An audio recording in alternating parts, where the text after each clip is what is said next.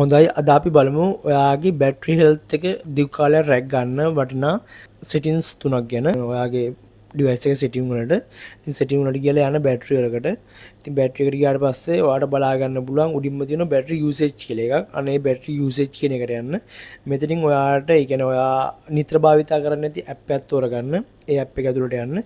ඉතින් ඔයාලට බලා ගන්න පුළුවන් මෙතන යට තියෙනවා බෑග්ග්‍රවුන්ඩ් ඇලෝ කරලා තියෙන්නේ. ඉතින් බෑග්ග්‍රවුන්ඩ් ඇලෝ කරලා තියෙනකොට ඒ ඇප් එක අපි ක්ලෝස් කරත් බෑග්ග්‍රවුන්ඩ් එකේ රන් වෙනවා. ඉතින් එතනත් ඇතුළට ගියාට පස්සේ ඔයාලට බලා ගන්න පුළුවන් එතනත් ඔප්ෂන් දෙකක් තියෙනවා ඔප්ටිමයිසර්ඩ් ස්ට්‍රිට් කියලා. ඉතින් ඔයා මේ ඔප්ටිමයිස් එකේ තියාගන්න. මොකද එතකොට අපි ඇප් එකේ නැති වෙලාවට එයා බෑග්ග්‍රවුන්ඩ් එකෙන් මේ ඇප් එක රන් වෙන එක රිමූව් කරනවා ඔටෝමැටිකලි. ඉතින් ඒක ගොඩක් ඔයාගේ බැටරි හෙල්ත් එකට බලපාන නිසා ඒ ට්‍රික් එක ඔන් කරලා තියාගන්න. ඉතින් අපි දෙවෙනියට යමු මේ බැටරි හෙල්ත් කියන එකට. ඉතින් බැටරි හෙල්ත් ගියාට පස්සේ ඔයාලට බලා ගන්න පුළුවන් charging optimization කියලා එකක් තියෙනවා. ඉතින් ඒකට යන්න. ඉතින් මේකෙත් ඔප්ෂන් දෙකක් තියෙනවා. ඔයාලට බලා ගන්න පුළුවන් adaptive charging සහ limit to 18% කියලා. ඉතින් adaptive charging එකෙන් කරන්නේ ඔයා 100% ඔයාගේ device එක charge වුණාට පස්සේ ආ automatic unplug කරගන්නවා. ඉතින් එයාට charge වෙන්නේ නැහැ.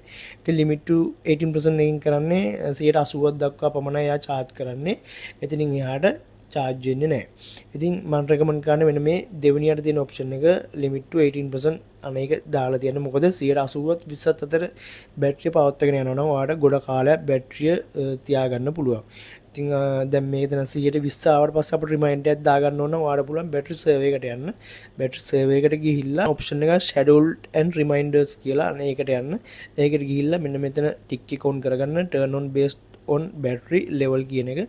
අනේ ඒක ඔන් කරගට පස්සේ ඔයාට කැමති සීමාවක් දක්වා මේක අඩු වැඩි කරගන්න පුළුවන්. ඉතින් මම 120 තියලා දින්නේ මට එතකොට නොටිෆිකේෂන් එකක් එනවා. ඒ වගේම බැටරි සේවර් ඔන් ඔටෝමැටික් ඔන් වෙන හින්දා එතකොට මම දන්නවා දැන් ෆෝන් එකේ charger එක ගහන්න ඕනේ කියලා.